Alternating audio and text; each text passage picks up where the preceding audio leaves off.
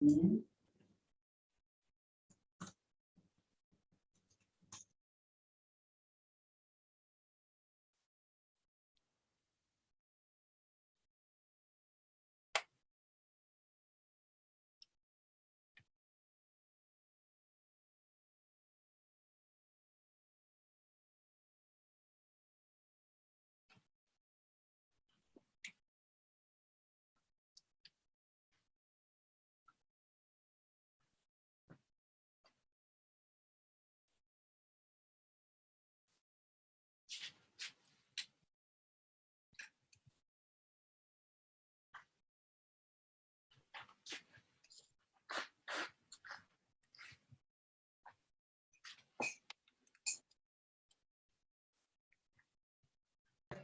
Buenas tardes para todos. Buenas tardes. Buenas tardes. Buenas tardes. Buenas tardes. Bienvenidos. Buenas tardes. Buenas tardes, ¿qué tal? ¿Cómo andan?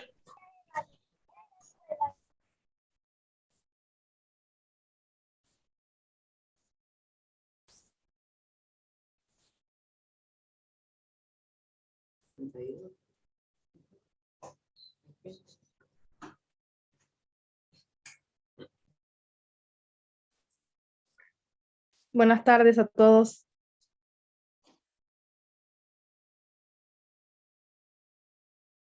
Buenas tardes.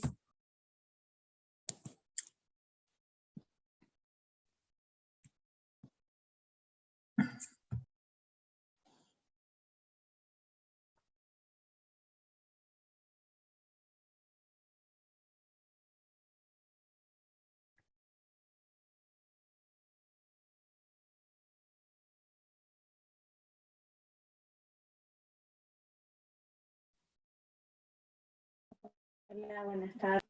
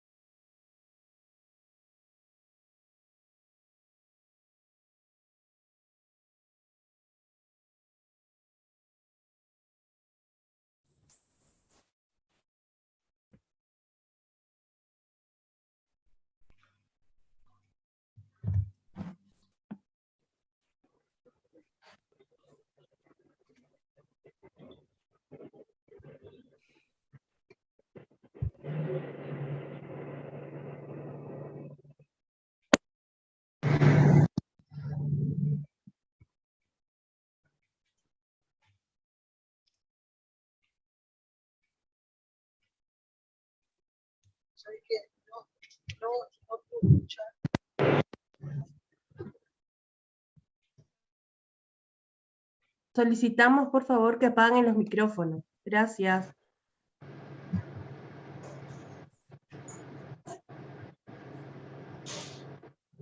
Buenas tardes para todos, ¿qué tal? Un gusto encontrarnos en este espacio tan particular, a la distancia, unos con otros, pero cercanos, en los motivos que nos llevan a estar en este tiempo de esta tardecita juntos. Bienvenidos. Vamos a esperar 5 minutos para seguir dando entrada a los compañeros que están ingresando. Y vamos a habilitar al final de la videoconferencia un espacio para el intercambio. La participación, porque vemos que algunos compañeros están levantando la mano y que capaz que por una cuestión de tiempo no lo podemos hacer ahora. ¿No tiene conectado con auriculares? No, porque no se escucha con los auriculares. Karina, te escuchamos, sí. Buenas tardes, compañeros, ¿me escuchan? Sí, te escuchamos. Buenas tardes, Karina. Bueno, buenas tardes, compañeros. Un gusto de poder comunicarme con ustedes desde la Inspección Nacional de Educación Artística. Venimos con la inspectora técnica Selva Pérez, también de viajes, y con la inspectora regional Rosana Fuentes. Es un placer dar inicio a esta serie de instancias de formación, en este caso con énfasis en artes visuales, y bueno, me gustaría resignificar lo relevante que es para nosotros el trabajo y el aporte del equipo de Educarte, y que estamos haciendo un trabajo en conjunto con los 8 compañeros inspectores regionalizados. Y me parece que es importante transitar en este camino de trabajo colaborativo, o sea que a Juan, Gonzalo, Valeria, Rosarito, Silvia, Julia,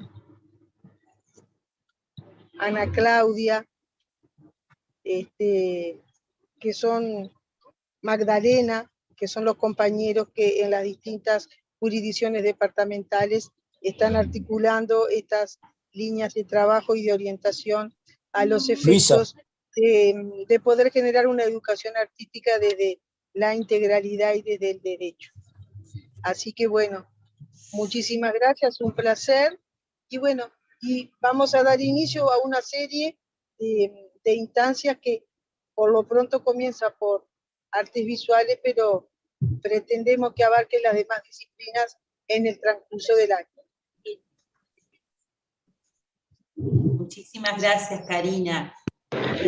Voy a presentar a Mónica Tomeo, especializada en artes visuales, integrante del equipo Educarte, como decía Karina, que trabaja con el equipo de los 9 inspectores de la INEA, junto a Natalia Fernández, que integra también el equipo, Gustavo Suárez y Alejandra Costa. Bueno, un gusto, Mónica, escucharte, compartir este tiempo de reflexión, de conocimientos, de saberes, que bueno, vamos a tener el gusto de escuchar y bueno, transitar por estos espacios sensibles y de formación que bien nos hacen a todos. Un gusto, nunca. Bueno, gracias. Bueno, buenas tardes para todos, bienvenidos a esta primer videoconferencia de este ciclo. Una primera cosa que les vamos a pedir es que, bueno, los micrófonos silenciados para que no haya acople y poder escuchar, que todos puedan escuchar, y después de la presentación que voy a hacer del tema que nos convoca, abrimos un espacio para intercambio ahí sí, para dar la palabra a los comentarios que surjan, lo que quieran comentar de lo presentado, ¿sí? Bien, bueno, voy a compartir la pantalla, porque como esta es una instancia de artes visuales, vamos a ver muchas imágenes en este tema sobre la enseñanza.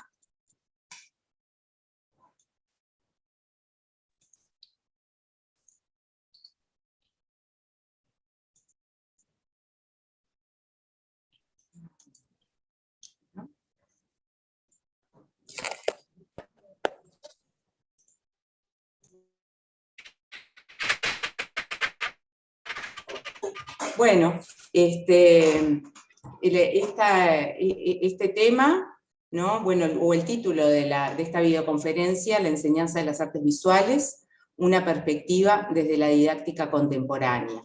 Es un tema que convenimos trabajar como uno de los tantos temas que podríamos haber tomado desde este equipo, ¿no? y desde la Inspección de Arte, que espero que sea de provecho, que puedan tomar algunos elementos para sus prácticas.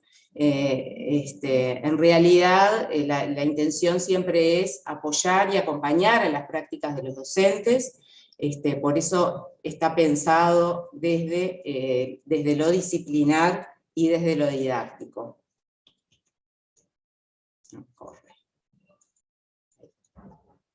El recorrido de esta charla, de esta conferencia, va a pasar por estos dos aspectos disciplinares y aspectos didácticos. ¿Qué es lo que nos compete a los docentes, ¿no? Y a los docentes de arte? Unas cuestiones que son de la disciplina específica de las artes visuales, y otras cuestiones que tienen que ver con la enseñanza de las artes visuales, que también es específico, ¿no? Y que no está separado de eso. En cuanto a lo disciplinar, yo tomé como ejemplo un tema, ¿sí? Un tema que es la pintura modernista brasileña. Este tema es un tema que podría haber sido cualquier otro, ¿no? O sea, es un tema que me pareció interesante, que lo podía vincular, producir reflexiones para algunas prácticas en la escuela y en los distintos niveles, y podría haber sido otro tema dentro de la temática de la pintura o de las artes visuales desde esta dimensión cultural. ¿Por qué la pintura modernista brasileña? En esta elección que yo hice, lo que me llevó a elegir tiene que ver con visualizar algunos contextos de pintura que a veces son olvidados, o no son trabajados, o a veces no están como institucionalizados en la escuela. Como puede ser la pintura latinoamericana, ¿no? Los artistas latinoamericanos, o brasileña, argentina, o de otras partes de América, ¿no? Lo que por lo general vemos que se institucionaliza más es el trabajo con artistas nacionales, o muchas veces con el arte europeo, ¿no? Con artistas europeos, modernos, europeos, o a veces del siglo XIX. Entonces, me pareció que este tema, podía abrir nuevas miradas hacia lugares que a veces, por diferentes causas, ¿no? No aparece, o no se trabaja. Y que además convoca a algunos artistas, como estos que yo seleccioné, que presentan imágenes y propuestas y obras que son interesantes para los niños, ¿no? O sea que este tema podría haber sido otro, pero puede ser un tema interesante para la infancia. Entonces, para tomar este gran tema, que podríamos hacer un curso de varios años sobre la pintura modernista brasileña, lo que fui haciendo es un recorte, ¿no? Bueno, tomé dos mojones centrales en la modernidad brasileña, una que fue la Semana del Arte Moderno en 1922, y otro el movimiento antropofágico. Y dentro de esos mojones centrales de la pintura modernista, seleccioné 3 artistas: Emiliano Di Cavalcanti, Tarsila Amaral y Cándido Portinari, ¿no? Que seguramente ustedes conocen, que los docentes de artes visuales ubican bien este tema, los artistas, y de lo que les voy a mostrar, que solo vamos a hacer un panorama bastante superficial sobre el tema, ¿no? Simplemente para presentarlo y sus posibilidades didácticas. La otra parte de la charla estaría centrada en los aspectos didácticos, ¿no? Bueno, cómo enseñar, cómo traer un tema desde la historia del arte, desde la estética, y llevarlo a la escuela, ¿no? Cómo hacer esa transposición didáctica, de ese conocimiento artístico y específico de las artes visuales a la clase, y a tan diferentes niveles. Bien, entonces allí tenemos el primer momento, ¿no? que es interesante para hablar de la pintura modernista. Uno fue este que les mencionaba, que fue la Semana de Arte Moderno en San Pablo, que se celebró en 1922. Esta Semana de Arte Moderno, que está cumpliendo 100 años, ¿no? Y que esto convoca también a que muchos museos estén revisando esta pintura y este movimiento de artistas brasileños que se unieron con la misma idea de producir una pintura que fuera netamente brasileña, ¿no? Y local. Estos artistas, aquí aparecen los tres principales, lo que la historiografía un poco marca como los centrales, en esta Semana de Arte Moderno que fue en el Teatro de San Pablo.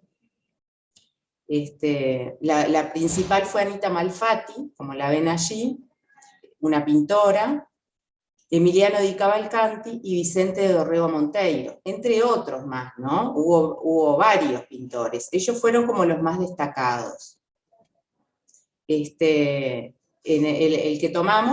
yo tomé, es Emiliano Di Cavalcanti. Ese afiche, que es el afiche de la Semana de Arte Moderno, fue hecho por Di Cavalcanti, justamente, ¿no?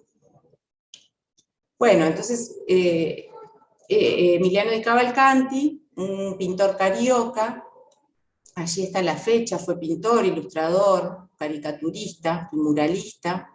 Es uno de los pintores más reconocidos dentro del movimiento modernista, y que justamente busca estas temáticas y estos planteos locales y regionales, ¿no? Lo que buscan los modernistas justamente es crear una pintura con raíces de la identidad, ¿no? Brasileña. Además, en el 22 se cumplían 100 años de la independencia de Brasil, entonces esto también se vuelve muy simbólico cuando revisamos esta parte de la historia de la pintura, ¿no? Y de la producción latinoamericana.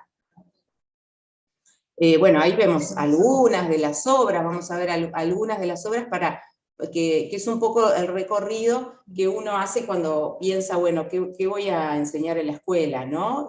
Siempre partir de las imágenes, bueno, ¿qué encuentro? ¿Cómo es la obra de este artista?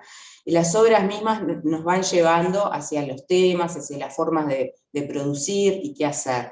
Por eso el detenerse mucho en la selección de las obras, en qué es lo que me interesa, qué me aportan, no todas sirven para trabajar determinadas cosas, pero entonces esa selección que tengo que hacer en ese recorrido de búsqueda y de estudio del tema, es bien importante, ¿no? Y es central en el momento en que yo empiezo a pensar en cómo planificar la enseñanza. Ahí una curiosidad que yo les puse allí es esta pintura al óleo de pescadores, que es parte de la colección del Museo de Artes Visuales, del Museo de Artes Visuales nuestro, ¿no? El que está en el Parque Rodó, del Ministerio de Educación y Cultura. Esa es una obra del acervo del museo, es la única obra que hay en el acervo del Museo de Montevideo, de Emiliano Di Cavalcanti. O sea, también eso, ¿no? Es interesante ver cómo, bueno, en el museo nuestro hay acervo latinoamericano y europeo también, ¿no? Pero hay obras en la colección que no siempre están expuestas, como todos sabemos, los museos no tienen expuesta toda su colección permanentemente, pero sí está en el acervo, ¿no? Y esto se puede encontrar en la página del museo. Una práctica que siempre es buena, ¿no? Entrar a las páginas de los museos, que es donde están las fuentes fidedignas. Bien. Entonces empezamos a ver un poco las temáticas de este pintor, ¿no? Bueno, los pescadores, allí vemos en una actividad bien regional, ¿no? Que está vinculada con el contexto del pintor, ¿no? Del mar y del trabajo, y el trabajo popular. Este retrato, ¿no? Mesa de bar, esa es otra temática, ¿no? Los bares, las mujeres, los pescadores, ¿no? Esos contextos de la ciudad, carioca, como vemos también aquí, ¿no? Bueno, una serenata, una cena en la calle, escenas de la vida cotidiana, de la vida de ciudad, de ese contexto que de alguna manera recrea ese espacio y ese tiempo contemporáneo al artista, ¿no? También lo que vemos interesante es en la diversidad de técnicas. Estas dos obras, por ejemplo, son muy fuertes en dibujo, ¿no? En dibujo y en caricatura. Él era caricaturista y dibujante. Y vemos como, bueno, estas obras tienen mucho de eso, ¿no? Mucha línea, mucho dibujo. La técnica, ¿no? Vemos por los materiales que utiliza, témpera, tinta, grafito, pastel tiza. Son muchos materiales de dibujo, y bueno, y entonces es interesante también como ejemplos de posibilidades de dibujo y de materiales. Y también, si las observamos así en paralelo, observar la diferencia de paleta, ¿no? Como las paletas son tan distintas en una y otra. Y eso nos va abriendo un poco el panorama de la diversidad de imágenes que puedo encontrar en este artista. Acá vemos otras dos bien distintas, ¿no? De Cavalcanti. La temática de las mujeres aparece siempre, ¿no? Estas escenas de mujeres, en esta Colonos, ¿no? Que también están como en una actividad allí en la tierra, ¿no? De labor, en esta no, en la otra no, la música con violines, pero también vemos como hay una influencia de los artistas de vanguardia, ¿no? Si vemos estas mujeres violines nos puede recordar a Matisse o a otros pintores modernos europeos. Y entonces también es interesante empezar a observar eso, cómo aparecen influencias del arte europeo moderno, ¿no? De las vanguardias, del cubismo, del Fauve, del futurismo, de las distintas vanguardias, aparecen siempre como influencia en estos artistas brasileños. Acá hice otra selección también interesante para observar esto de Cavalcanti. Fíjense que la temática es toda la misma, ¿no? Son pescadores o mujeres de pescadores, mujeres en el puerto, siempre es la temática de la pesca y la temática portuaria. Y lo interesante acá es cómo son tan distintas, ¿no? Los epígrafes siempre importantes nos contextualizan y nos permiten hacer esa mirada de poder recrear la obra y el proceso creativo del artista. Entonces, bueno, las dimensiones, la técnica y los años, ¿no? Bueno, como en el 44, en el 55, en el 51, en el 63, cómo estas pinturas tienen casi 10 años de diferencia, sigue la temática de la pesca y de los pescadores, y las formas, lo formal cambia mucho, ¿no? Formalmente podrían ser de artistas distintos, ¿no? Y eso nos dice mucho de un artista, y nos dice de los artistas en general, ¿no? Que los artistas pasan, por lo general, por distintos periodos, por distintas etapas, artistas que a veces tienen una vida muy larga, y van pasando por distintas etapas en su pintura, y distintas exploraciones, cambian de técnicas, cambian de lenguajes, o cambian formalmente, como vemos acá, porque aunque todos son óleos sobre tela, la técnica del lenguaje es el mismo, formalmente vemos que hay una figuración distinta, que hay, siempre hay figuración, ¿no? Pero hay una abstracción en esta figuración, y en algunas una abstracción más geometrizada, ¿no? Como puede ser esta del 51, ¿no? Donde en algunas aparece más la línea marcada, en otras más la mancha. Entonces esto también de compararlas y de ver en toda la obra de un artista en la diversidad de imágenes, nos permite también hacer otros procesos de comprensión, ¿no? de la pintura. Bueno, acá tenemos otro elemento de Di Cavalcanti, que era muralista. Muchos de estos pintores modernos son muralistas también.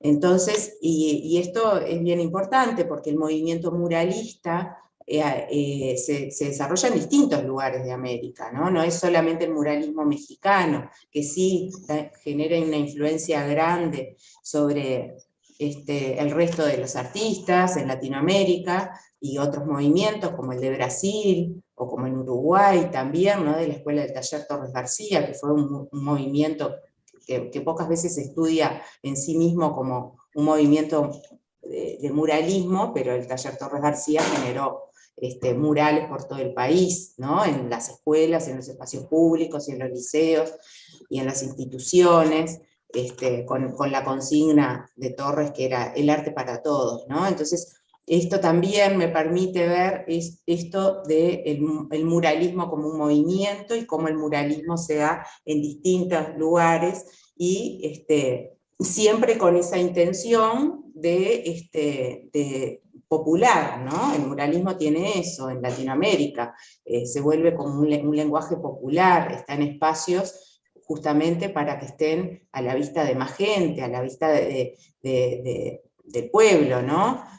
Aquí que usamos para la portada de esta videoconferencia, en realidad es un fragmento, como ven allí, es un fragmento de un mural en el Teatro San João Caetano de Río de Janeiro. Y son dos murales, dos paredes que están pintadas. Vieron que hay uno que es una temática más de la danza y otro más de la música. Este fragmento no es de esa pared, es la de la pared opuesta. Pero bueno, es óleo sobre la pared, ¿no? Es un mural que pintó al óleo sobre la pared. Y también ver estas diferentes técnicas que hay en los murales. Que mostramos abajo es del hotel, de un hotel en San Pablo, y ese mosaico, es un mural hecho en mosaico, ¿no? Entonces, como también la diversidad de técnicas, la pintura, mural, el mosaico como mural, ¿no? O sea, el mural no siempre es pintura, sino que hay otros materiales que a veces que se utilizan muchas veces, como el mosaico. Bien, un poco ahí, una mirada rápida para ver esta obra de Cavalcanti, qué cosas nos puede ofrecer, ¿no? Nos permite, bueno, como ya vimos, los lenguajes, las paletas, la figuración, las temáticas, y como representante además que tomamos de esa Semana de Arte Moderno como hito tan importante y que marcó el inicio de lo que se considera el inicio del modernismo en la pintura brasileña. El otro movimiento importante dentro de la modernidad brasileña es el movimiento antropofágico, que también conocerán muy bien, de la mano de Tarsila do Amaral y Osvaldo de Andrade, ¿sí?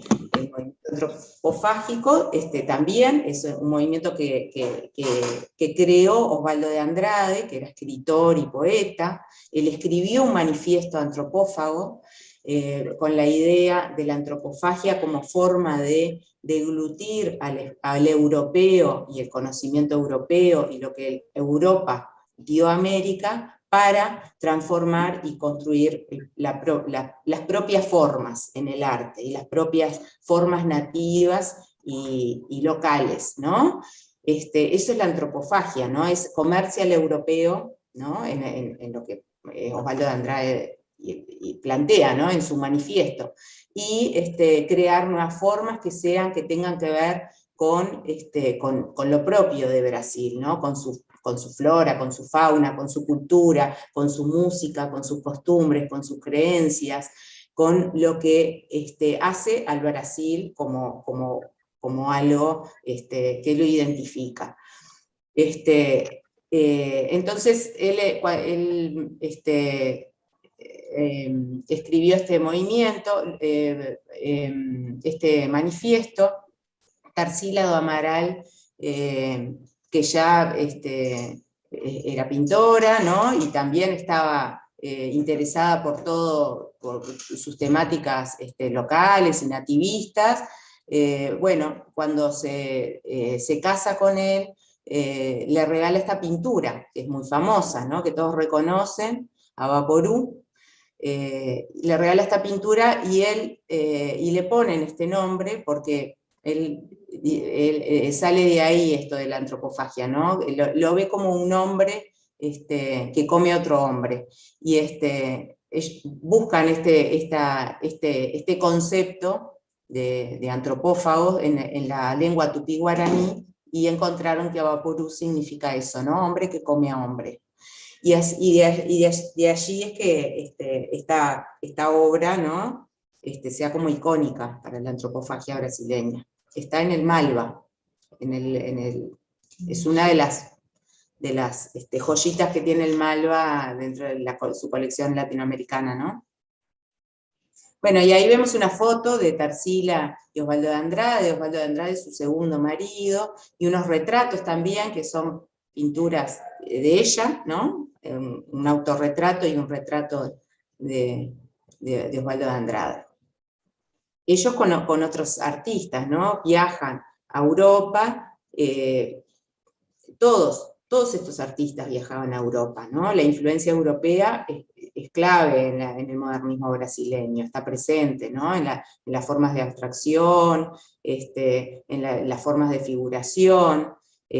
Por eso es importante, ¿no? Contextualizar esto. Tarsila está en Europa, en varios de esos viajes que ya va y estudia además con pintores como Leyé y Fernando Leyé y Lotte y distintos pintores de las vanguardias, y cuando ocurre la Semana del Arte Moderno en San Pablo, ella no está, ella está en Europa justamente, pero es parte de esa inquietud y de esa intención de poder generar ese movimiento nacional, ¿no? En la pintura.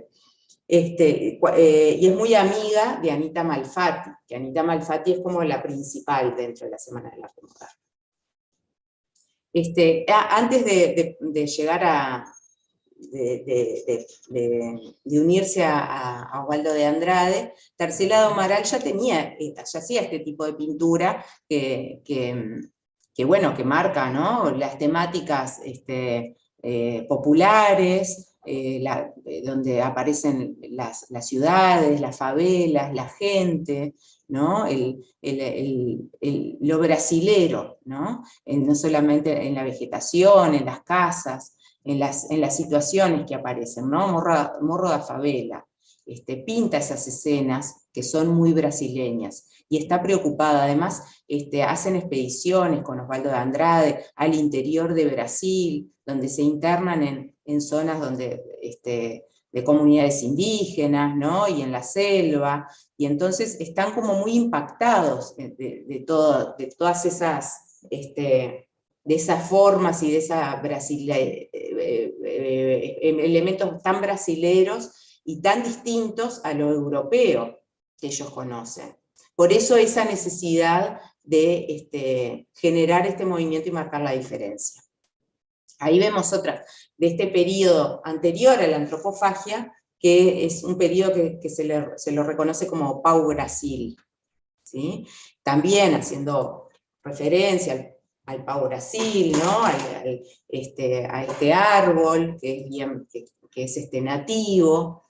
Y bueno, y ahí vemos otras temáticas, ¿no? La feria, la vegetación, el vendedor de frutas, y ya vemos cosas que identifican a Tarsila, que la podemos reconocer, ¿no? Esa geometrización tan marcada, la línea tan marcada, sobre todo en este periodo, esa paleta tan alta, ¿no? Esa síntesis de formas que hace, siempre sin abandonar la figuración. Aquí podemos ver cómo ya está en la etapa de la antropofagia, ¿no? Y cómo la temática y la figuración también cambia, ¿no? Se vuelve más abstracto, todo se vuelve más abstracto, hay síntesis de las formas, es más despojado, ¿no? Y también esa influencia, bueno, del surrealismo y de las distintas vanguardias, ¿no? En la pintura, porque esas formas son formas orgánicas, muy imaginarias, ¿no? Acá tenemos otras también de este periodo de la antropofagia, que vemos, esta también es una de las más conocidas, antropofagia se llama. Esta figura sola, que ella pinta cuando Osvaldo de Andrade la deja por otra mujer, se separa, y ella pasa ahí un periodo bastante depresivo, y esta pintura es resultado de esa es como si fuera, dicen los críticos, ¿no? Como si fuera es un poco un autorretrato que ella hace de su estado, ¿no? De su estado emocional y anímico. Y lo que es interesante es ver la simpleza, ¿no? De forma, como es un paisaje totalmente despojado, austero, ¿no? Una paleta que ya no es tan alta, que toma un tono, baja un poco en tonalidad, entonces se vuelve más, esa cuestión más melancólica y oscura. Y esa es simplicidad, ¿no? El cuerpo que tiene, es una lágrima, y el pelo, las ondas, bueno. Y lo interesante en Tarsila también es ver cómo tampoco podemos identificarla solamente con esa etapa de Pau Brasil o de la antropofagia, sino que tiene otros elementos que son bien distintos, ¿no? Otra figuración. También, sin salirse de la figuración, podemos hacer una mirada de la figura humana, por ejemplo, ¿no? Cómo está planteada la figura humana en estas tres obras tan diferentes. También en distintas épocas, ¿no? De distintos años. Ella viaja a Rusia, a lo que es la URSS, en realidad, en un momento, allí por la década del 30, y vuelve con la temática muy fuerte de los trabajadores, ¿no? Entonces ahí tiene varias obras de trabajadores, de operarias, entonces aparece el tema del trabajo también en Tarsila, ¿no? Acá las costureras, ¿no? Esa mirada además como muy feminista, ¿no? De todas esas costureras, estos trabajadores, ¿no? Ahí en el río, y el gesto del trabajador, ¿no? Bueno, y el tercer artista que tomábamos del modernismo para un poco enriquecer esta mirada del modernismo brasileño como un gran movimiento que conjuga muchísimos artistas, ¿no? Muchísimos más, sin duda. Tenemos a Cândido Portinari. Cândido Portinari es muy importante dentro de la pintura brasileña, porque es considerado, es de los que se considera como en el exterior, ¿no? En otros países es como el representativo, en Europa, en Estados Unidos, Cândido Portinari pasó a ser como un poco representativo del modernismo brasileño. Esta es una obra famosa que está en el Museo de Bellas Artes de Buenos Aires, Mujer llorando, y donde también vamos a ver en muchos momentos en Cândido Portinari la influencia del cubismo y de Picasso sobre todo, ¿no? Esta cuestión de la figuración, también, bueno, las manos, los brazos, ¿no? El cuerpo que se vuelve piedra, ¿no? Es como una roca esa mujer, llorando. Y la diferencia con la imagen de la niña, ¿no? Tan distinto. Bueno, la temática del trabajo, volvemos a ver, ¿no? Como hay temáticas que los modernistas también un poco repiten, ¿no? Que son las temáticas de interés, que tienen que ver justamente con esto que ellos reivindican que es lo popular. Las plantaciones de café, el labrador de café, ¿no? Esta está en el MASPI, en el Museo de Arte de San Pablo, y esta del café en el Museo de Buenos Aires. O sea, son obras que que están en las colecciones permanentes, muchas de estas están expuestas cuando uno los visita esos museos, pero sin duda que están en las páginas de los museos, ¿no? Que son lugares de donde podemos visitarlas. Bueno, también aparecen estas formas, estas figuras estos cuerpos tan sólidos, ¿no? La presencia del hombre, ¿no? La realidad social es un tema de los modernistas, entonces esa presencia del hombre, de la mujer como trabajador, como actor social, ¿no? En esos contextos, es como una temática que se reitera. Esta también es del Malva, de Buenos Aires, Fiesta de San João.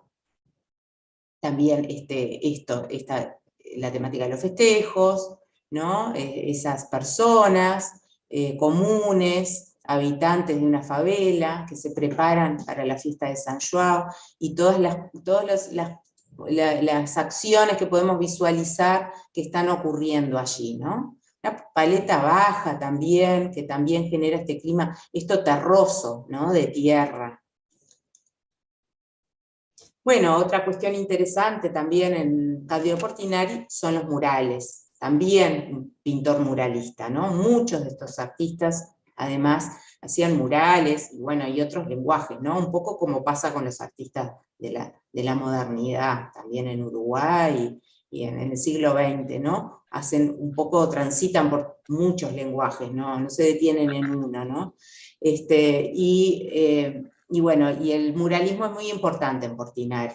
Estos de arriba son murales que hay en la Biblioteca del Congreso de Washington, que hablan en la sala hispánica, entonces la temática es un poco, es la conquista de América, el Brasil, la conformación del Brasil, son varios, es una serie de varios murales, y ahí aparecen esas escenas distintas de cómo se fue configurando el país. Y bueno, y después estos murales como el de Belo Horizonte, ¿no? En esta iglesia de San Francisco de Oscar Niemeyer, que también es con azulejos, ¿no? Es un mosaico,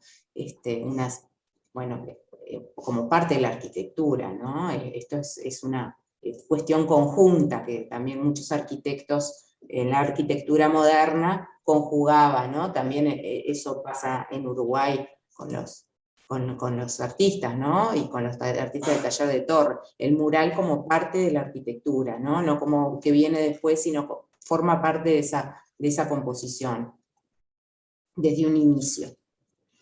Y bueno, y aquí vemos otras dos obras para también, ¿no? Seguir mirando, observando esta diversidad en la figuración, diversidad en las paletas, ¿no? También son artistas que vivieron muchos años y pintaron toda su vida, y entonces también eso es una mirada interesante de hacer de los artistas, ¿no?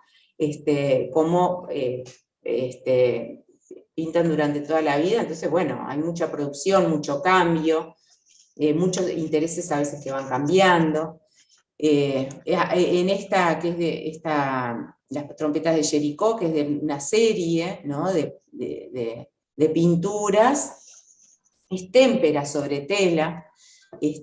Bueno, ahí vemos claramente la influencia de Picasso, ¿no? Nadie lo puede dudar, que ahí hay una influencia picasiana profunda, que él reconoce, por supuesto, y bueno, de la paleta, ¿no? Nos recuerda, por supuesto, que al Guernica, pero también en la figuración y en el tratamiento de los rostros, ¿no? De las manos, y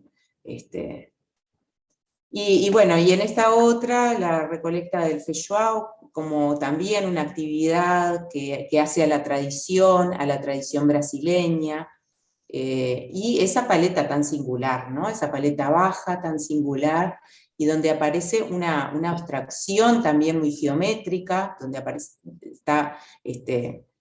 aparece la línea muy marcada, ¿no? Muy parecido con Picasso. Y bueno, y esa diferencia que se puede hacer de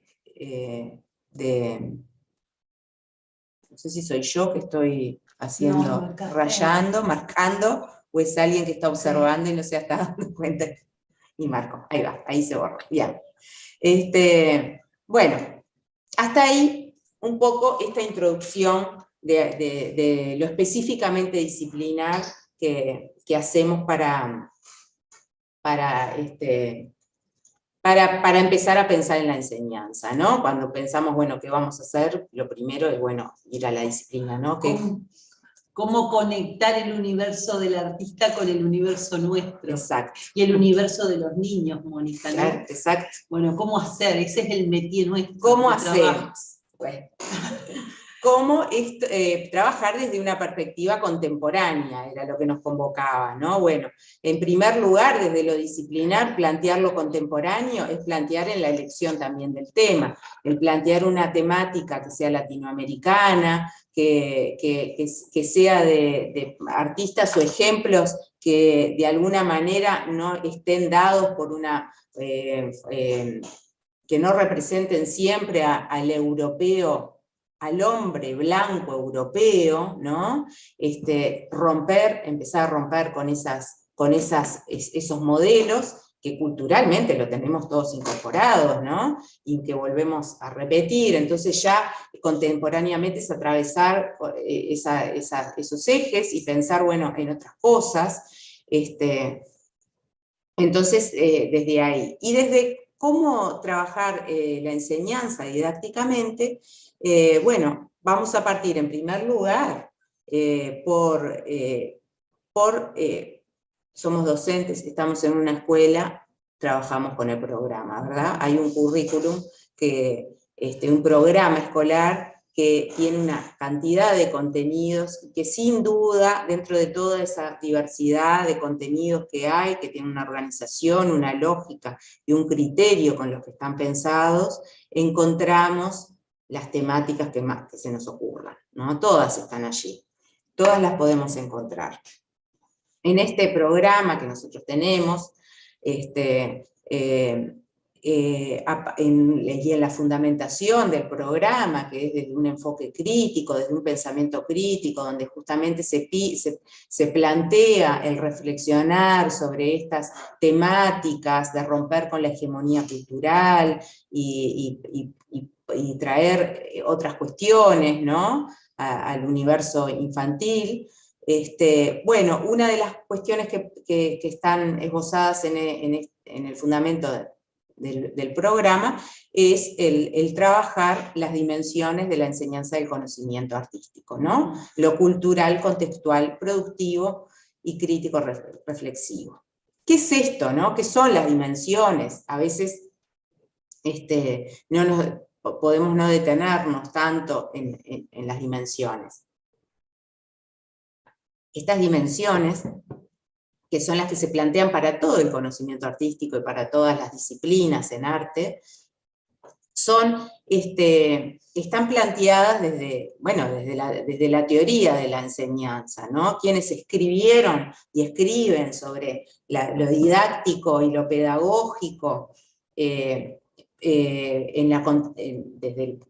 fines del siglo XX, ya se habla de que la enseñanza de las artes visuales debe estar atravesado por esto. Elliot Eisner, que es uno de los principales pedagogos que estudiamos y que reconocemos en la educación artística, y que investigó sobre conocimiento artístico, ¿no? Y que nos da los fundamentos del reconocimiento de que existe un conocimiento artístico diferenciado y único, ¿no? Y que todo lo que enseñan las artes no puede ser enseñado por otras disciplinas, ¿no?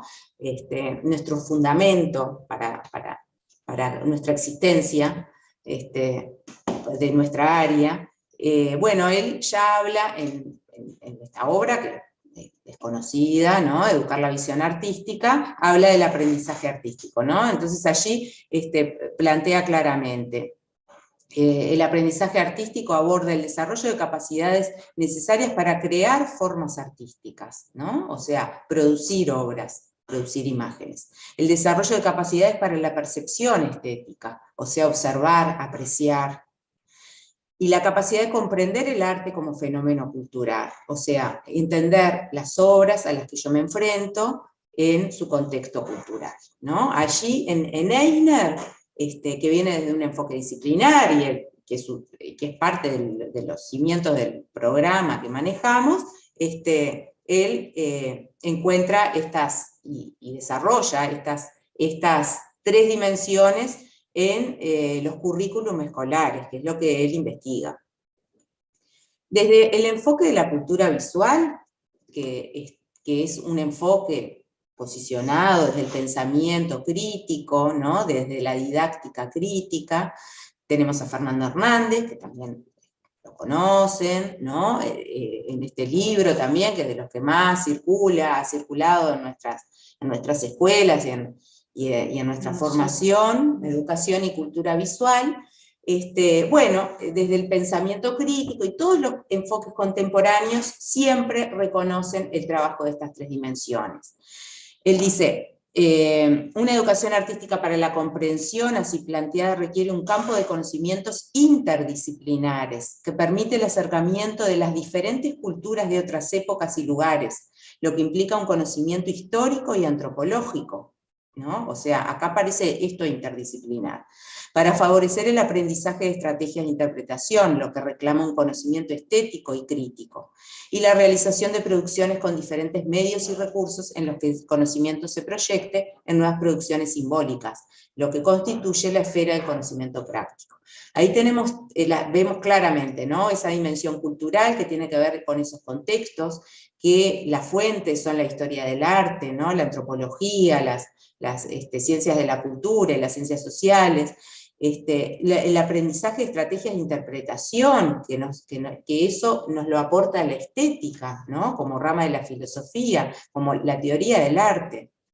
Y bueno, y todo lo que está vinculado con el conocimiento crítico, ¿no? Y la realización de la producción con diferentes medios y recursos, o sea, la producción, el hacer plástico, ¿no? O sea que si esas tres dimensiones, esos tres ejes no se conjugan en las prácticas y en la enseñanza, el conocimiento no es completo, ¿no? Esos enfoques que prevalecieron durante el siglo XX, que venían de los modelos escolanovistas, de la libre expresión, con Lowenfeld y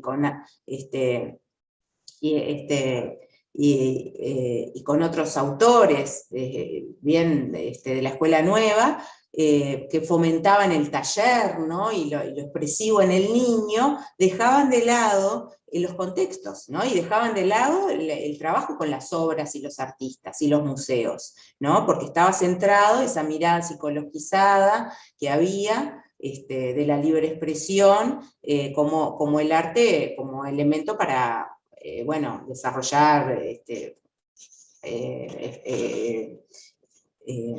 cuestiones terapéuticas en el niño, ¿no? Que bueno, que pueda producir catarsis, expresar, sacar para afuera, resolver cuestiones, ¿no? Eso sabemos que sucede y es así y está muy bien. Y todo lo que la libre expresión nos dejó con el taller y la metodología de taller y las prácticas, sin duda son valiosísimas y las seguimos utilizando y tienen que estar en la producción. Pero lo que se incorpora con los enfoques contemporáneos es esta dimensión cultural y crítica, ¿no? No solo cultural, o sea, no solo presentar a los artistas, mostrarlos y hablar y leer biografías, sino que esto de poder hablar sobre eso, ¿no? Hablar, confrontar, discutir. Bueno, también encontramos dentro de este mismo enfoque de la cultura visual a Kerry Friedman, también, ella es de Estados Unidos, Fernando Hernández catalán, pero es la línea norteamericana, la línea española, pero es todo el mismo enfoque de cultura visual. También, ¿no? Aparece esto, enseñar un currículum desde esta mirada, ofrece a los alumnos una introducción a las características y los contextos de las imágenes, críticas analíticas del poder de las imágenes y los significados de los mensajes visuales, y una oportunidad para producir una contribución a los propios alumnos a la cultura visual, ¿no? Formar parte, o sea, el lugar de la producción del estudiante. Dentro de esta misma mirada crítica que plantea el enfoque de la cultura visual, desde un pensamiento crítico, encontramos más localmente, más regionalmente, en Brasil, a Ana Mae Barbosa, con la propuesta triangular o poscolonialista. Propuesta triangular, que muchos de ustedes deben de conocer, que ella desarrolla en el Museo de Arte Contemporáneo de la Universidad de San Pablo, como proyecto educativo del museo, y que luego se extiende hacia los sistemas educativos, ¿no? Ana Mae Barbosa, de corte freiriano, porque trabajó con Paulo Freire, busca también en esta propuesta educativa del museo, esta mirada latinoamericana y específicamente brasileña, ¿no? Entonces, aquí también habla de esa triangulación. La triangulación está ahí, en esas dimensiones en realidad, en la creación, que es el hacer artístico, en la lectura de la obra contextualizada. ¿Qué es la lectura de la obra contextualizada? Es poder analizar la obra, ¿no? Analizar sus aspectos formales, pero contextualizándolos, porque también hubo toda una línea de análisis de las imágenes, ¿no? A mediados del siglo XX, por la década de los 60, los 50, acompañados de toda la línea de la alfabetización visual, que analizaba formalmente las obras, ¿no? Formalmente, despojado de contexto, la obra pierde, ¿no? Se empobrece. Yo puedo entender el color, entender la forma, entender la figura, hacer todo ese análisis formal si contextualizo, si comprendo el momento en que fue hecho, quién lo hizo, ¿no? La mirada hacia lo cultural, ¿no? Es una mirada cultural. Son todas miradas culturales. Entonces, desde una dimensión crítica, ¿qué hace un enfoque de estas características? Bueno, supone reconocer todas las culturas como productoras de imágenes, en el pasado y en el presente, y valorar la importancia de conocer sus significados para reconocer el valor cultural. O sea, cuando yo estoy parado en esta dimensión crítica y reflexiva, bueno, cuando me enfrento a todas las imágenes, no a una selección, sino que yo puedo traer todas las imágenes al aula, producidas por el artista que sea, o los contextos que sean, y ponerlos en reflexión y en discusión, ¿no?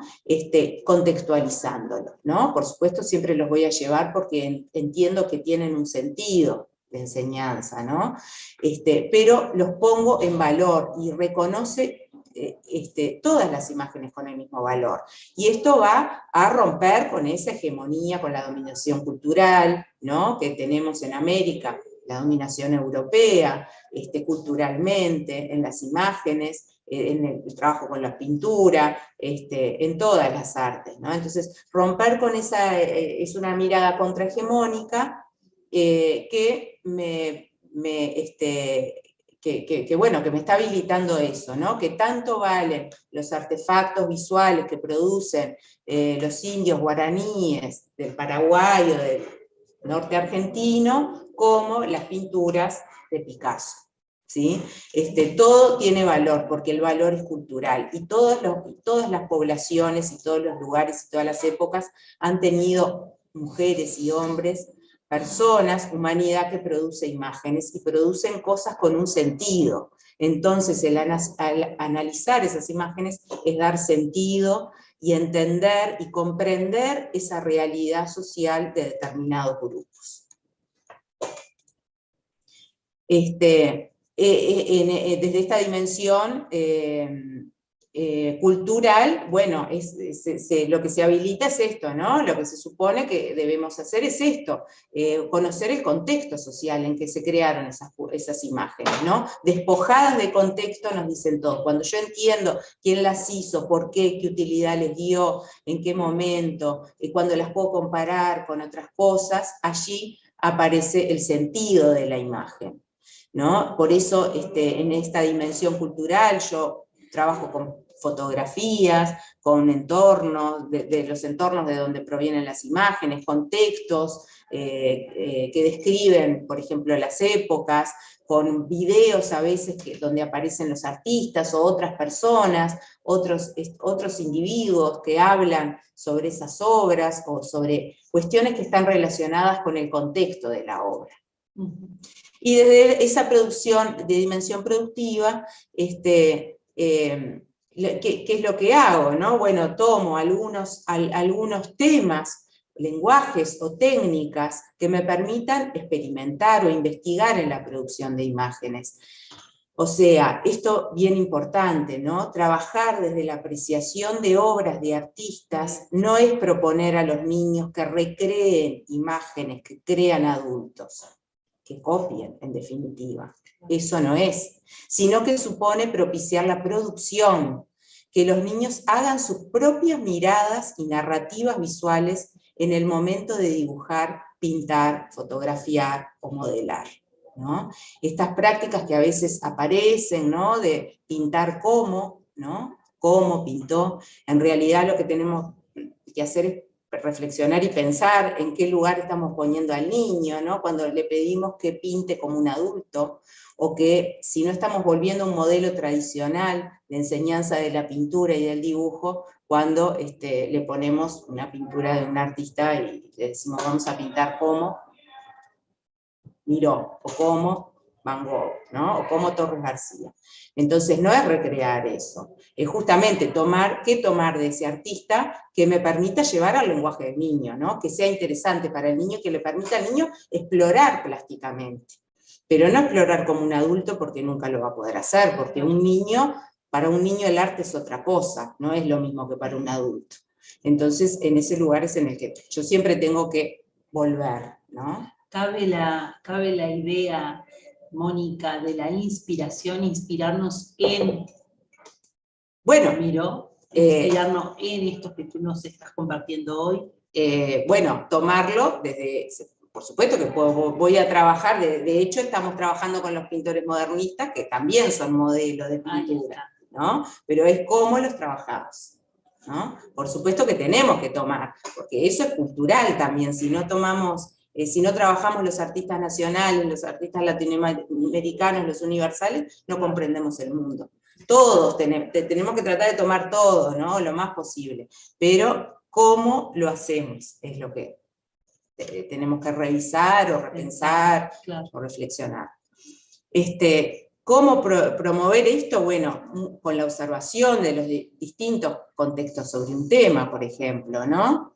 Si yo tomo el tema del trabajo, por ejemplo, con los pintores modernistas, veo que traen el tema del trabajo, bueno, reviso los contextos de trabajo en mi entorno, qué trabajos hay, qué trabajos se hacen en la escuela, qué trabajos se hacen en mi ciudad, en mi familia, cómo es el trabajo, quiénes aparecen, enriqueciendo esa observación, ¿no? De ver qué cosas ocurren en los lugares, en los ámbitos de trabajo, qué elementos hay, qué acciones suceden, enriqueciendo esa observación también con registros escritos, ¿no? Que los niños escriban, que el maestro escriba, que el docente escriba, que se fotografíen, que se graben audios opinando, ¿no? Cuando se hablan de esos temas, grabándose ellos en discusiones, o con otros, hablando, opiniones, y después reescucharlas, ¿no? Para ir pensando en ese tema.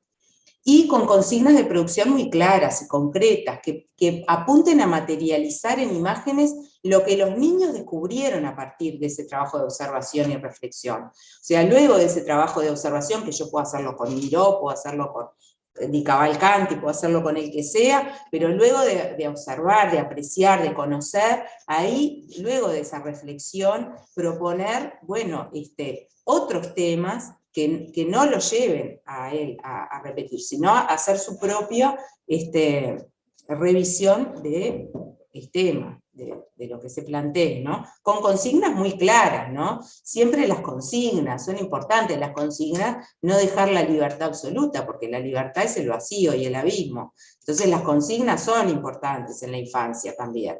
No, eso de lo que quieran, no, los temas son importantes, dar temas. Dibujemos a gente trabajando, o pintemos a las personas que vimos que estaban trabajando, arreglando la calle en la esquina, a ver cómo los dibujaríamos. O sea, las consignas son necesarias, porque estamos hablando de enseñanza. Bien, y acá me saqué una... Sí, la secuencia anterior. Ay, perdón. No pasa nada, tenemos tiempo. Se me fue.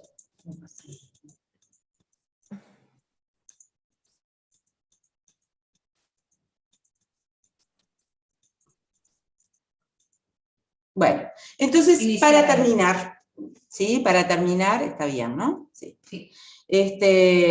Con esto, que es así como una mirada rápida de, bueno, cómo llevamos esto, ¿no? Todo esto de las dimensiones de la enseñanza, lo didáctico, cómo hacemos esa transposición didáctica de ese conocimiento, de ese saber, que es conocimiento artístico, y conocimiento de las artes visuales, cómo lo llevamos al nivel primario, ¿no? Que es lo más difícil de todo, siempre.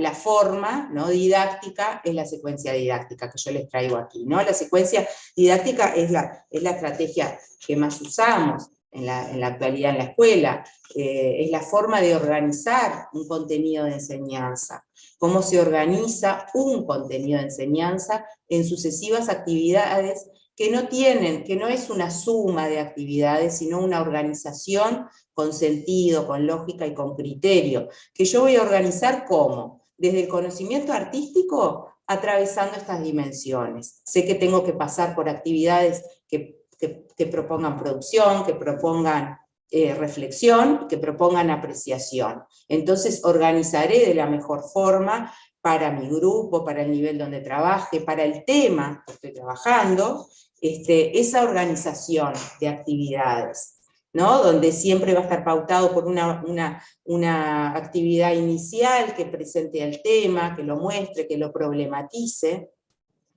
una serie de actividades donde se desarrollen las distintas cosas que yo quiero enseñar de ese tema, y una o varias actividades de cierre que de alguna manera se conceptualice lo que se aprendió sobre el tema, donde los niños puedan informar, comunicar, explicar ese conocimiento aprendido, ¿no? La secuencia nos simplifica la forma de trabajo, ¿no? Es una gran herramienta didáctica que nos permite organizarnos, simplificarnos, ordenarnos, toda la actividad docente. Bueno, entonces aquí, por ejemplo, este tema que yo traje del modernismo brasileño como un tema para de esta mirada de romper un poco con los modelos que trabajamos siempre, encontrarlo, ubicarlo, ¿no? Está en el programa, sí está, porque en quinto año hay un contenido que se llama Las manifestaciones artísticas en América. Es un recorte de ese contenido, podía ser otro, podía ser el muralismo mexicano, podía ser el taller Torres García, podía ser el realismo social en Argentina, tantos como puedo encontrar en América. Ese recorte hice, donde me planteo objetivos que ya sé que voy a pasar por esas tres dimensiones. Propicié una aproximación al movimiento modernista brasileño a través de estos tres artistas, o sea, esa dimensión cultural, voy a conocer el modernismo brasileño, y generar instancias de exploración plástica a partir de algunas temáticas. Y acá tengo la dimensión productiva, ¿no? Y la crítica reflexiva, por supuesto que la tengo en las dos, en la medida en que yo propongo las situaciones de pensar discutir, de opinar y de revisar lo que voy haciendo permanentemente con los niños, ¿no? Bueno, aquí una primera presentación de introducir el tema con una presentación de las obras, ¿no? Una actividad de apreciación, ¿no? Mirar también es una actividad, dice Gabriela Bustowski, ¿no? Y tiene escrito sobre eso. Las actividades de apreciación son actividades en sí mismas, y tienen que estar en las clases de artes visuales. Solo una actividad de mirar, ¿no? Este día solo vamos a trabajar con imágenes y apreciar. Porque, ¿qué hago en la apreciación? ¿Qué hago en el mirar? Bueno, estimular estrategias de interpretación de las imágenes, que no es menor y que es bastante, y que lo tengo que pensar también, ¿no? Porque primero tengo que seleccionar qué imágenes voy a trabajar y qué es lo que quiero que observen de esas imágenes. Bueno, si quiero presentar el tema del modernismo, seleccionaré de estos 3 artistas, algunas que sean significativas, que me permitan hablar, que haya cosas comunes en donde ellos puedan encontrar lo común del modernismo brasileño, Más tarde. también lo singular de cada uno.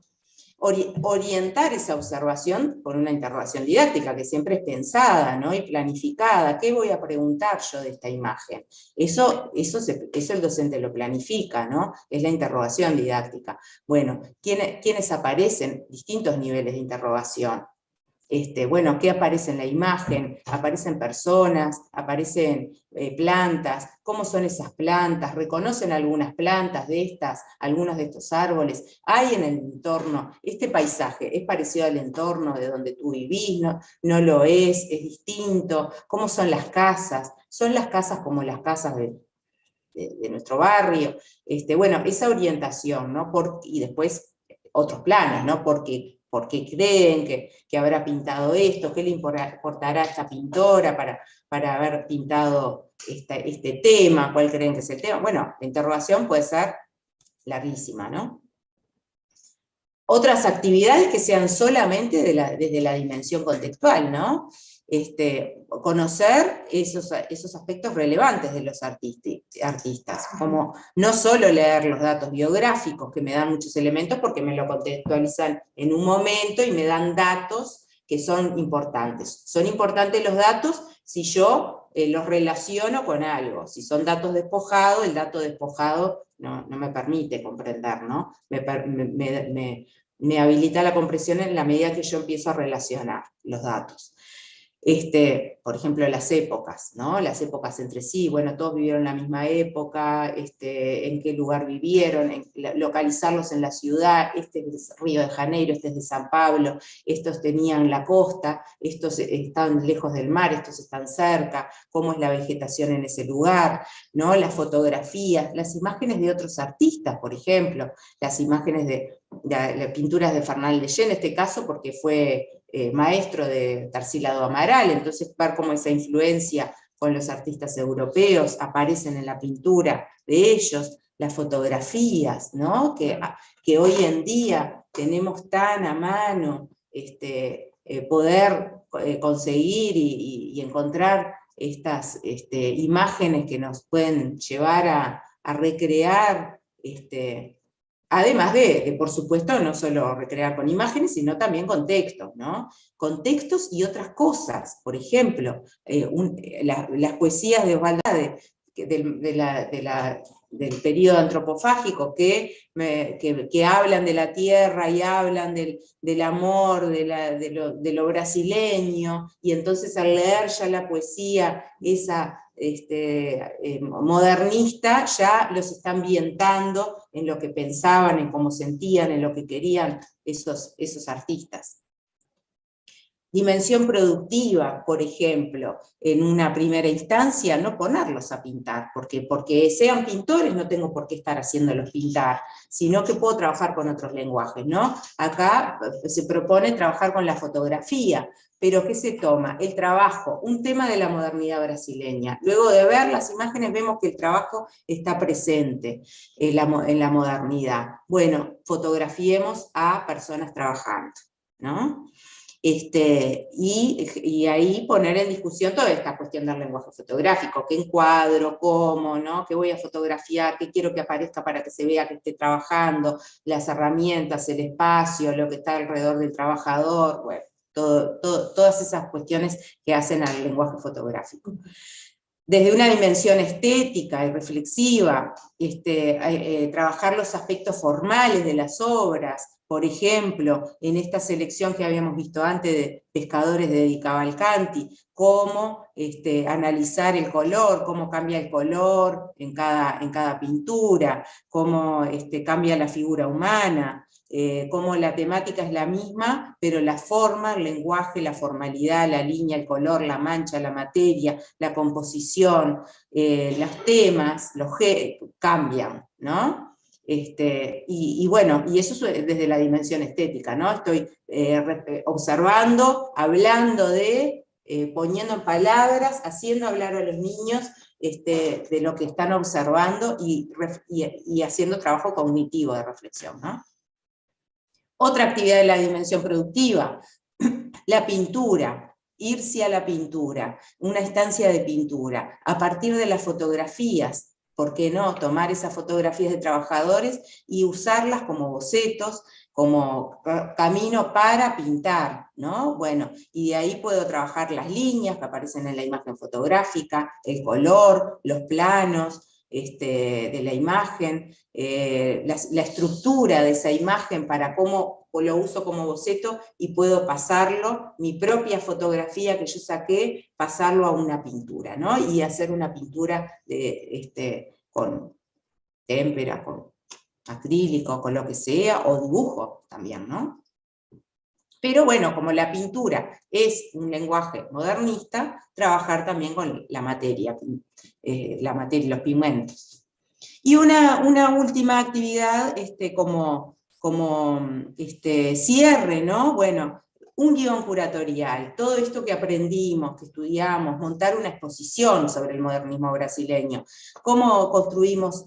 Entonces eso lleva capaz que una actividad o más de una, ¿no? Generar un guión de todo esto que aprendimos, qué queremos mostrar a los otros, qué queremos decirle a los otros, qué es lo más relevante si tenemos que enseñar y explicar a otro cómo es el modernismo brasileño. Escribir ese guión, pensar en cómo se organiza esas actividades, esos registros que hicieron ellos, notas que tomaron, discusiones que hicieron, fotografías que encontraron, datos biográficos, mapas de Brasil con cosas que localizaron, cómo organizan una exposición, ¿no? Y ahí estoy enseñando a esto de apreciar, de mostrar, de discutir y de decidir cómo construye un relato visual, ¿no? Y cómo aprender también cuando voy a un museo a entender los relatos y los guiones museísticos que aparecen en los museos, ¿no? Que son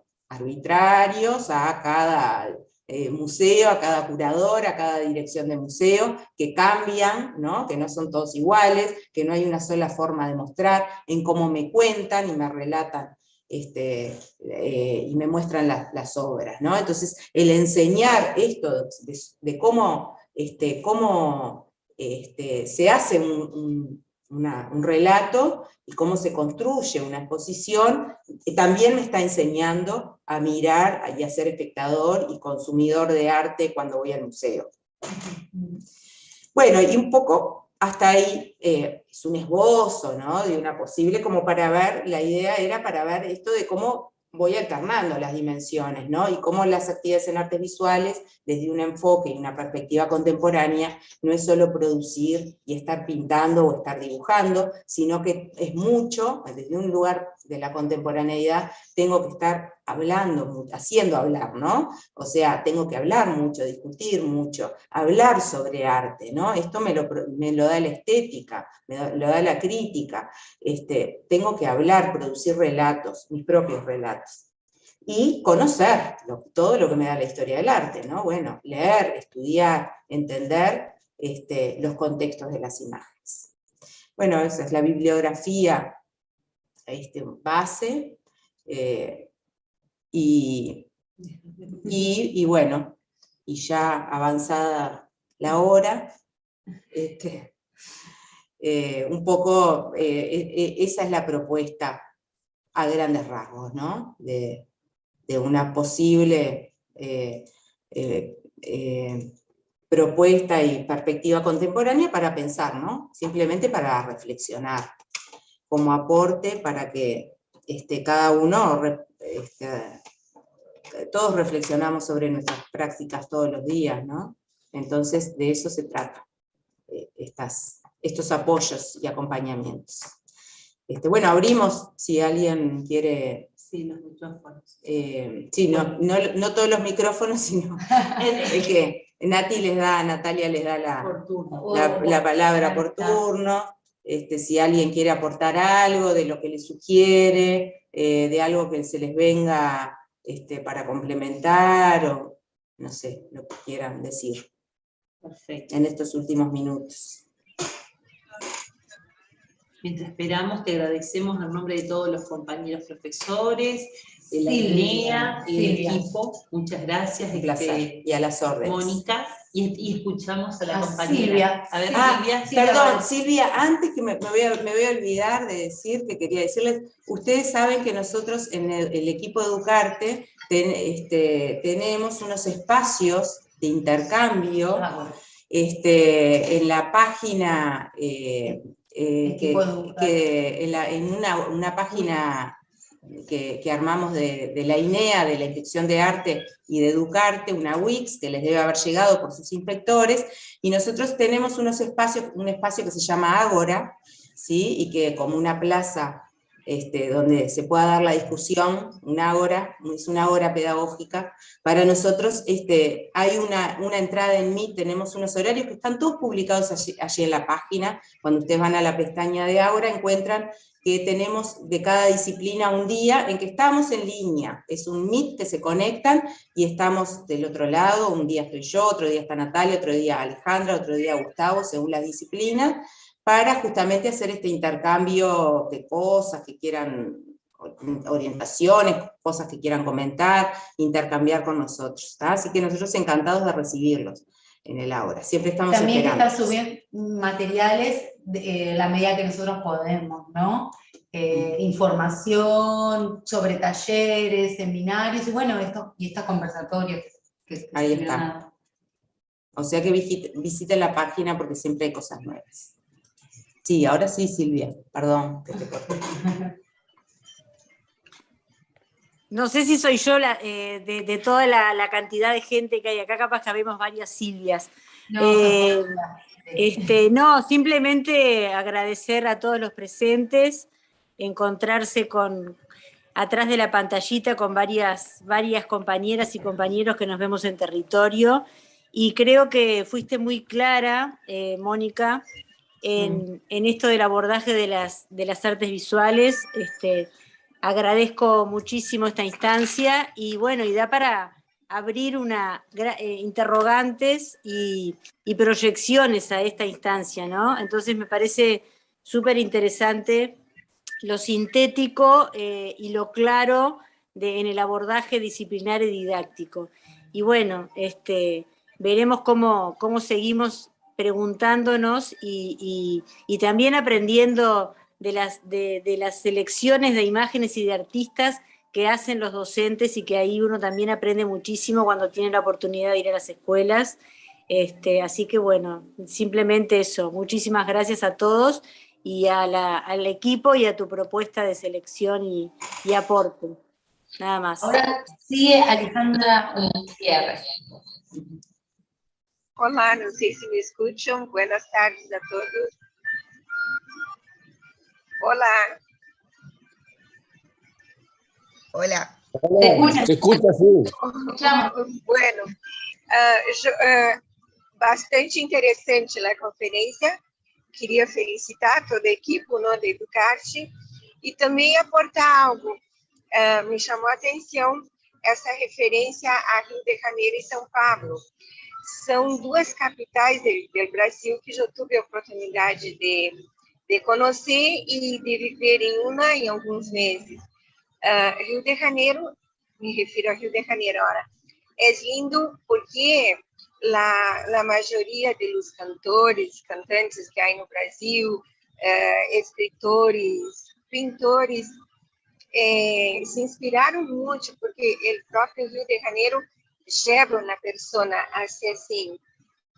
Bueno, y cuanto a São Paulo, es una ciudad más burocrática, más cerrada, más así mismo.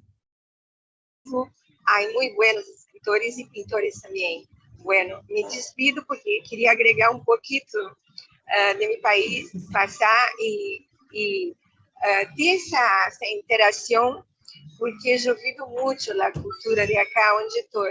Bueno, um abraço a todos, estou rumbo a Laguna Mirim, mi pueblo. Bueno, buenas noches a todos y gracias por la oportunidad. Gracias a ti. Bueno, un besito a todos. Me retiro.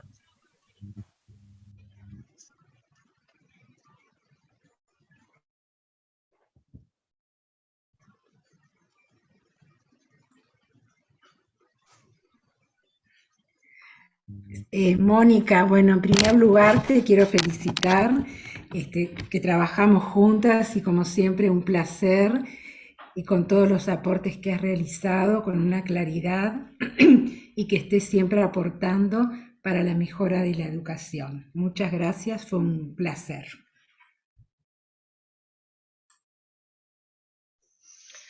Hola compañeros. Bueno, lo mismo que decía Silvana, muchísimas gracias por esta puesta en práctica de cómo abordar las diferentes dimensiones, y me quedaba pensando en lo que decías ahora al final sobre el hablar de arte y de conocer la historia del arte y de pensar nuevos caminos que de repente no son, vamos a empezar por Egipto y vamos a seguir para adelante, sino que tomando un tema, de repente puedo hacer un recorrido por la historia del arte que para los niños sea mucho más significativo y mucho más contextualizado. Entonces digo, ese aporte realmente se agradece muchísimo para pensar desde otros lugares. Gracias. Claro. No, gracias a vos, Alejandra. Es súper importante esto que traes, porque justamente es eso, ¿no? Y es como también se trabaja desde las ciencias sociales, ¿no? Se hace el recorte, ¿no? Eso después se trasciende, traslada, porque lo que estamos enseñando son otras cosas, ¿no? Y eso me permite conocer. Entonces es fundamental, te agradezco el aporte ese de aclarar el por qué un tema, ¿no? A veces que parece que no conecta con nada, pero sí. Noelia, sigue.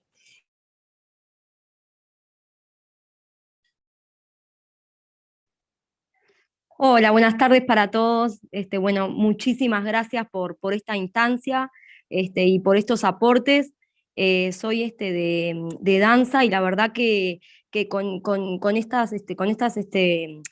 aporte que hicieron, también me llevó a cómo puedo vincular, ¿no? Esto también con el tema de las clases, a veces con los nenes, y justo estoy con un tema ahí de haciendo viajes imaginarios por diferentes países para aprender las danzas típicas del lugar. Entonces el tema de la parte más de arte visual, de trabajar con imágenes y todo, me fue de mucho aporte. Así que agradezco a todo el equipo y bueno, que tengan una linda tarde. Buenísimo, gracias Noelia. Importantísimo. Buenísimo. Hola, buenas noches. Soy Elvia desde Rivera. La verdad que me encantó cuando presentaste a uno de los artistas, que no solo hablaste de su pintura, sino de que también era un muralista y hiciste ese recorrido por su historia, porque a mí me pasó sin querer en una clase que ellos abordaron una parte con la maestra y luego vinieron a mí y yo tuve que, no sabía cómo juntar ¿no? No juntar, pero sí hablar de los dos temas y relacionarlos. Y pensé que no estaba bien, pensé que era abrirles demasiado el abanico o con el miedo de cometer errores y mezclar. Pero ahora me abriste la cabeza, me dio un alivio al corazón porque puedo relacionar y trabajar de forma más amplia. La verdad que muchísimas gracias.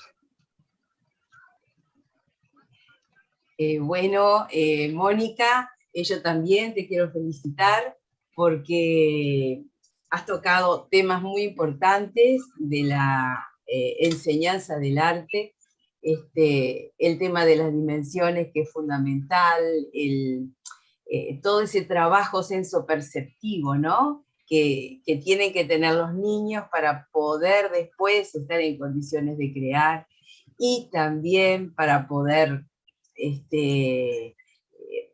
ser crítico frente a las obras de ellos, las obras de sus compañeros, ¿verdad? Ser críticos y apuntar al significado de la obra, que es construcción de conocimiento. Así que me encantó. Muchas gracias.